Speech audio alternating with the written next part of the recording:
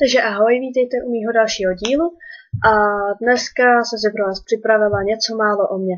Otázky si budu pokládat sama a asi můžeme jít na to, ale budou jenom 4. Takže první otázka. Moje nejoblíbenější barva.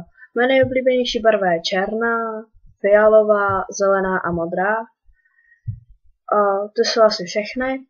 A teď mé nejoblíbenější zvíře, to je asi pes, ale některých se hodně bojím, protože mě můžou kousnout. Můj nejoblíbenější předmět ve škole. Já mám 2 nejoblíbenější předměty ve škole a to je tělocvik a výtvarka. A no, ty ostatní, ty jsou, na to bych tam radši ani nebyla. Čím trávím volný čas? Volný čas trávím tím, že buď chodím ven, nebo jsem doma na Facebooku a poslouchám písničky.